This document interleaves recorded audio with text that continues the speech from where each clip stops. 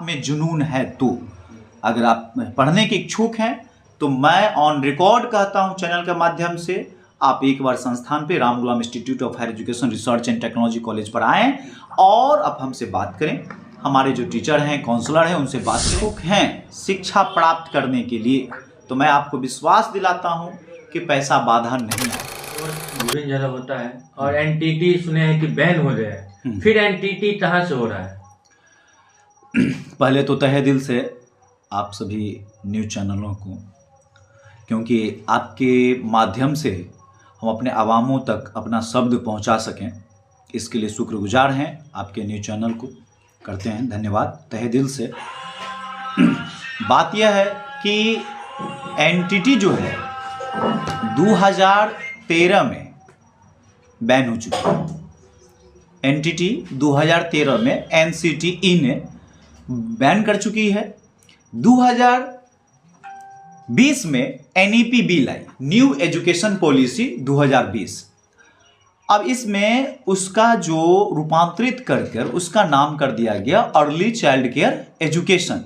ये वोकेशनल शिक्षा है, मगर भारत में पूरी तरह से एनटीटी बैन है। अगर कोई एनटीटी चला रहा है एनटीटी के नाम से, तो उस पर तत्काल जिला शिक्षा पदाधिकारी अविलंब कार्रवाई करें, क्योंकि ये पूर्णतः समाज को शोषण करने का कोई भी संस्था एनटीटी अगर करवा रहा है तो गलत काम कर रहा है। इस पे अविलंब जो है, इस पे एफआईआर दर्ज होनी चाहिए, क्योंकि एनईपी ईसीसी की बात कर रही है, अर्ली चाइल्ड केयर एजुकेशन का। ईसीसीई क्या है और ये करने से फायदा या बेनिफिट कितना है? अर्ली चाइल्ड केयर एजुकेशन जो है ईसीसीई, ये बाल बाटिका टीचर के लिए है, जो पहले प्राइवेट स्कूल में एलकेजी यूकेजी नर्सरी के लिए होते थे, वो अब एनईपी बिल के तहत जो गवर्नमेंट ऑफ इंडिया भारत सरकार ने जो न्यू शिक्षा नीति लाई, उसके तहत गवर्नमेंट स्कूल में, प्राइमरी स्कूल में 1 से जो 5 होती थी, अब वहां एलकेजी यूकेजी नर्सरी लागू होगा 3+2। तो उसके पढ़ाने के लिए जो ईसीसी करेंगे early child care education course, वही प्राइमरी स्कूल में बहाल हो सकते हैं। पहला बेनिफिट। दूसरा बेनिफिट, आईसीडीसी के तहत आंगनवाड़ी में जो शिक्षिका बहाल होती थी उसके लिए बेनिफिट है। तीसरा है, इसको जो एस्टेट सीटेट टीटी से इसका छूट है। चौथा मुख्य बेनिफिट, किसी भी तरह का प्राइमरी स्कूल में जो है किड्स प्ले स्कूल ओपन करने के लिए जो बायोलॉज हम लोग तैयार जो करते हैं, जो जिला शिक्षा पदाधिकारी को हम लोग देते हैं स्कूल के लिए, वो किड्स प्ले स्कूल के लिए, उसमें आप प्रस्तावना के साथ इसको लगाकर अर्ली चाइल्ड केयर एजुकेशन का बेनिफिट आप पा सकते हैं। राम गुलाम फाउंडेशन में क्या क्या कौन सा कोर्स होता है, डिटेल्स में बताइए। देखिए, Ram Gulam Institute of Higher Education Research and Technology जो 2022 7 फरवरी से सेवा में है, मधुबनी जिला में राजनगर संसपुर में। अपने यहाँ D pharma, B pharma, DMLT, BMLT, physiotherapist, radiology, BA, BCom, MCom, और सबसे बड़ी बात है जो वर्तमान परिप्रेक्ष्य में जो वोकेशनल शिक्षा की जो बात होती है, पढ़ो वोकेशनल बनो प्रोफेशनल, उसकी हमारी संस्था हमेशा सपोर्ट करती है। अभी जो बहाली आने वाली है लाइब्रेरियन का 7383 या एफ्रॉक्स कम बेसी हो सकता है, 27,000 कंप्यूटर टीचर का रहा है जो आप पीजीडीसीए के तहत और लाइब्रेरी साइंस में बीएलआईएस एमएलआईएस के तहत होती है। उसके लिए हम आपके मीडिया के माध्यम से, आपके चैनल के माध्यम से अपने बच्चों, श्रोताओं, स्टूडेंटों को संदेश देना चाहते हैं कि अगर आप ये न्यूज़ चैनल के माध्यम से देखकर आते हैं हमारी संस्था पर, समझते हैं, बूझते हैं और नामांकन लेते हैं, तो मैं इस वीडियो के माध्यम से कहना चाह रहा हूं कि आपको जो भी राम गुलाम फाउंडेशन से सहायता होगा वो हम लोग करेंगे। यहाँ तक के 20% फ्लैट डिस्काउंट हम लोग सहायता राशि दे रहे हैं। सर ईसीसीई हाँ, जो हो रहा है उसमें विभिन्न संस्था बोलते हैं फ्री में करवा रहे हैं। बहुत बढ़िया क्वेश्चन आप पूछे। ईसीसीई जो है एक वोकेशनल कोर्स है। क्या है? वोकेशनल कोर्स है और भारत में 4 भागों में इसको बांटा गया है। वोकेशनल शिक्षाओं को जो NCTE ने, तो NCTE इसको तो हटा ही दिया। अब जो कह रहा है कि फ्री में करा रहा है, अब उसकी सत्यता तो हमारे पास कोई सबूत नहीं है जो हम दूसरी संस्था के बारे में बोल पाएंगे। हाँ, मगर हमारे यहाँ जो भी है ऑन रिकॉर्ड ही हम इसका बात करते हैं। दूसरी संस्था पे हम विदाउट सबूत के कैसे बात कर सकते हैं? क्या ये फ्री में होता है या कुछ पेमेंट करना पड़ता है? पेमेंट तो लगेगा ही, क्योंकि इसका जो भी जो यूनिवर्सिटी है या बोर्ड है तो फ्री में तो नहीं ना करेगा, उसका तो पेमेंट तो बच्चों को कुछ ना कुछ तो देना ही पड़ेगा। जैसे कि हम लोग जो कराते थे, तो जैसे कि अपना Ram Gulam Institute of Higher Education Research and Technology college एक अलग हो गया और राम गुलाम फाउंडेशन जो संस्था NGO एक अलग हो गया।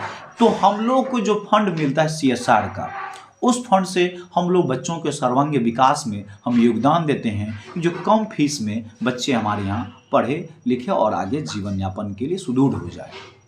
तो ये बच्चा आपसे संपर्क करना चाहता है तो कोई भी बच्चा जो अगर संपर्क करना चाहता है तो Ram Gulam Institute of Higher Education Research and Technology का वेबसाइट है RIHERT.in, कॉन्टैक्ट नंबर 8102245536।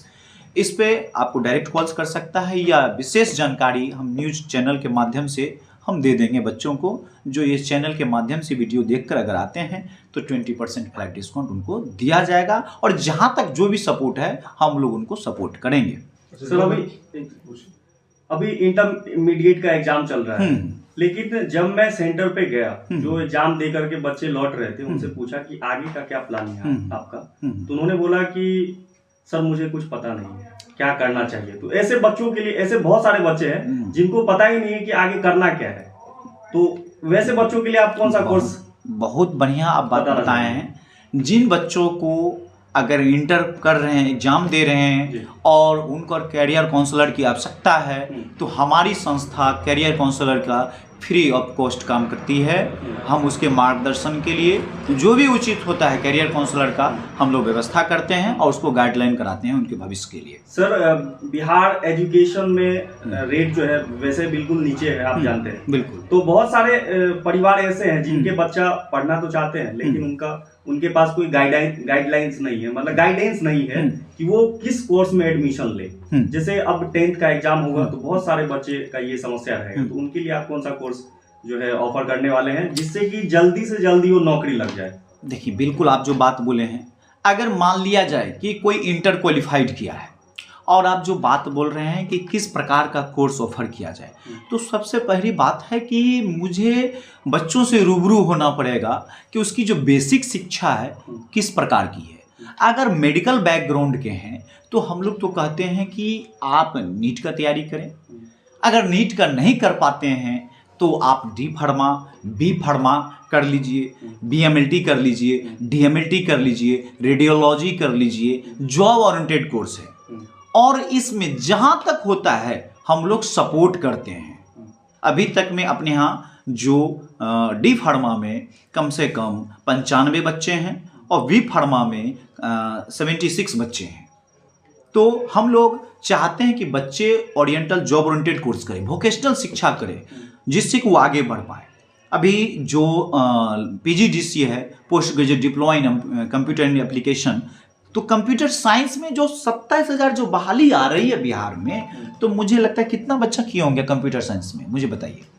डिप्लोमा तो नहीं किए होंगे हर घर में, मगर कम से कम BA तो पास रहते हैं। तो उसको PGDCA के मालूम होना चाहिए।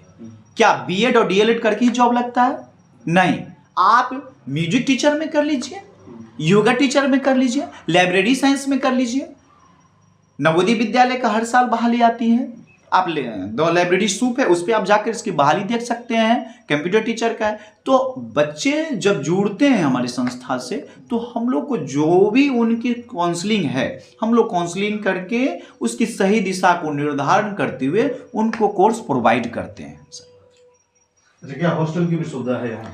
अभी जो भी हमारे यहाँ पटना तक पूरे बिहार के लमसम सभी जिले के बच्चे अपने यहाँ BTech, M.Tech, polytechnic, D pharma, B pharma में जुड़े हुए हैं, कंप्यूटर टीचर में, लाइब्रेरी साइंस में।